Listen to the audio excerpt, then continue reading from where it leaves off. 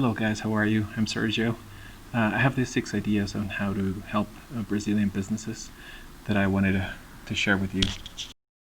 Okay, so the first idea is called business resuscitation. And sadly, during these times, it's very likely that a lot of businesses are going to struggle. Many of them are going to close. They would be likely be selling or trespassing.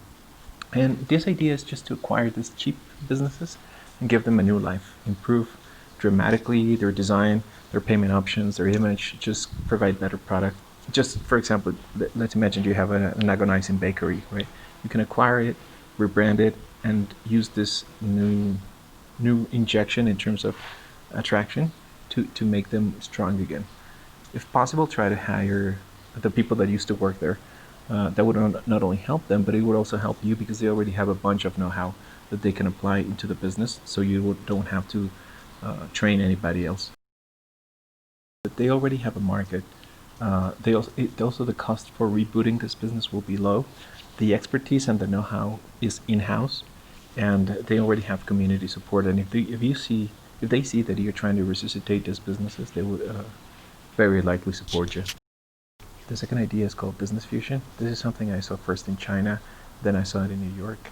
But it's basically the idea to maximize the profitability of a business and by offering multiple products at the same location. It's not just like grabbing two different things and sticking them together. You have to have a unifying concept. Like the blind barber, that it's a bar and also a barber shop. We also have B Plus in China, that they are pretty much everything. They're a bakery, they have books, they have coffee, they have drinks, they sell toys, they sell makeup, everything included in the same store. But it's a unified experience, and B Plus is also a co-working space. We also have Aoki's Dream, which is also like a weird mix between a bar, a terrace, a bakery, but they also have games inside, and it's under like a fantasy kind of theme. You have barcades. Barcades are bars and arcade games. So like Street Fighters and stuff like that, and those little machines that we used to play when we were like very, very little. You also have cat cafes. The cat cafes are pretty common, but some of them also sell cat supplies or stuff for cats. So it's a little bit like a pet shop and a cafe all together. But you could get wild after that. Like taking the same concept. Why don't you? I mean, I've thought of it. Why don't you just merge a coffee shop and a flower shop, or a bookstore and a nursery? What about a co-working space with a escape room, or a clothes store with a winery and massage? Or what about a sex shop that also sells ice cream? The imagination is just your limit.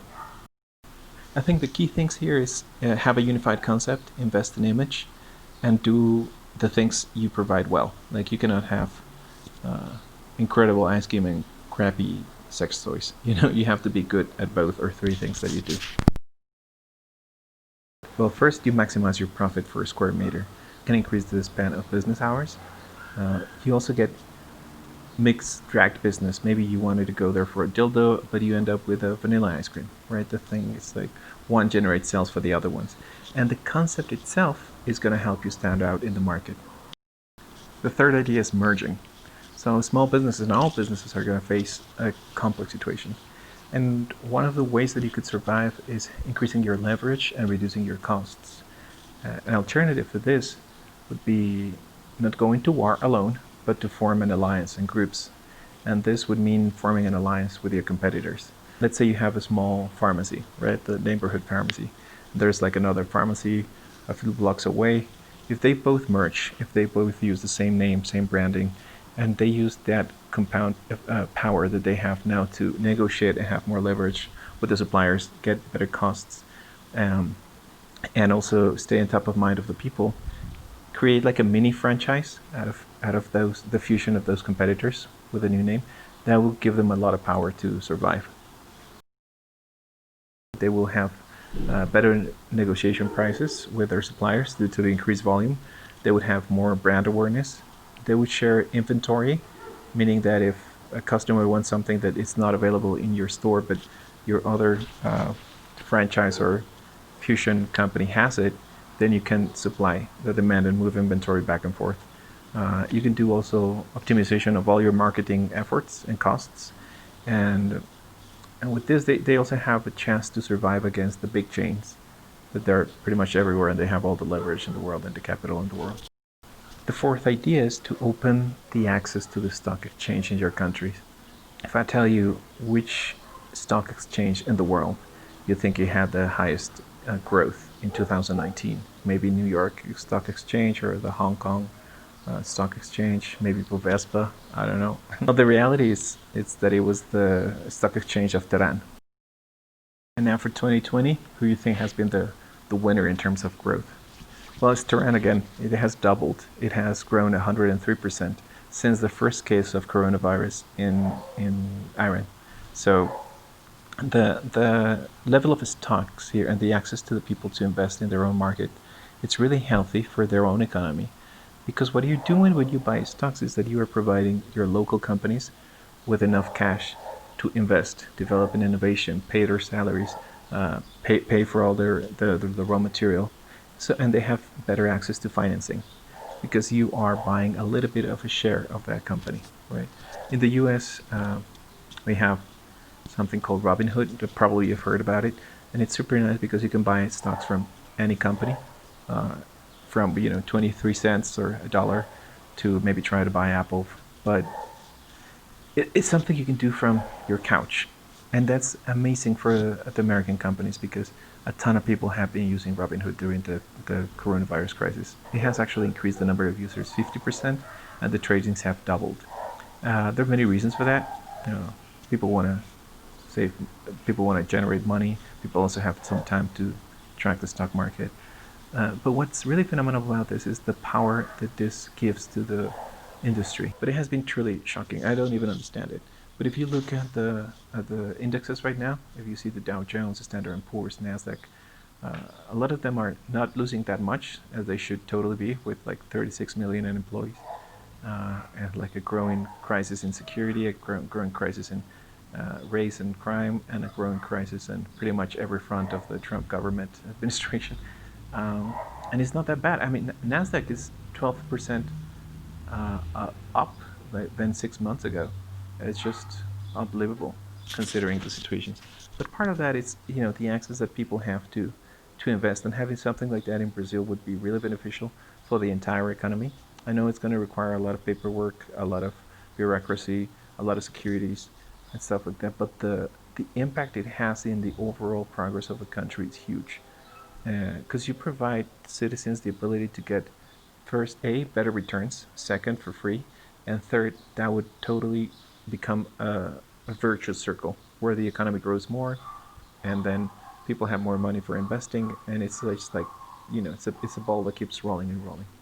Of course, there's some irresponsible companies that do that in the bad way, and they do buybacks and stuff like that, but it tends to be very beneficial for the overall growth of the economy. Next idea is facilitate payments. I don't really know the situation of the fintech apps in Brazil, but I've seen the impact that WeChat payment and Alipay and everything has in the local Chinese trade. Also Venmo, I think, has a very good impact in the US, although it's not as widely used as WeChat, but it's phenomenal because you can just pull out your phone a second after you have paid for whatever. You don't even need to have a cashier or a ATM or whatever. You just need a QR code, you scan that, and you can send money. So right now, for me, it's easier to send money to a supplier in China than to my neighbor. It's super secure, super easy to use, and that really inhibits commerce and trade because you remove one layer of complexity and make payments super easy. Enhances that flow of transactions. The last idea is small business memberships, and I'm just going to tell you the story of how I have my membership in my barber shop in China. So normally you would get a haircut for around 100 yuan, but if you get a membership there, it's I think it's 780, and with that you get 10 haircuts. So by that point you already have a discount. You get a free massage, and then you also have 25% discount on whatever product they sell there, like shampoos and creams and stuff like that. And you would see that model of the membership everywhere, in bakery shops, in hardware shops, everywhere. So for the companies, it guarantees future sales, and they're also not spending again in their customer acquisition cost, right? So when I buy this membership, they guarantee that I'm going to keep on buying with them, at least for my next 10 haircuts. And secondly, well, that generates loyalty, right? Instead of going to like a huge corporation, you tend to go more to these shops, not only because it's cheaper, but also because you start to know the people inside the shop. You start to become friends, so that generates a good virtuous cycle. Also, the customer ends up saving money, which is great. But you also, as a corporation, end up spending less money in advertising and customer acquisition cost. And also, finally, if one of the advantages is like if you make one of those coupons, let's say in my case, the haircut coupon, right? They give me the chance to share those with two friends. Like I have two coupons to share. So, and I've done it actually. So it's great because then I'm bringing them customers, right? And they're not spending a yuan more or a cent more. It just takes them there, and that generates the word of mouth publicity that businesses need. At the end, they're expanding their customer reach for free. So I see these trends happening because businesses will have to adapt. This will become a very competitive market. It will become a very rough market, and therefore a competitive market because everybody wants to survive, right? I see these strategies working because I've seen them implemented in very competitive markets. China is way more competitive than New York.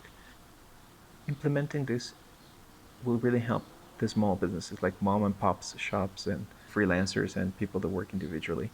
My own suggestion is trying to implement it sooner than later, right? Being first in the market, it's timing is key for survival. Well, guys, that's it. I hope you find this ideas useful, interesting at least. And thanks a lot to Tiago for inviting me to do this.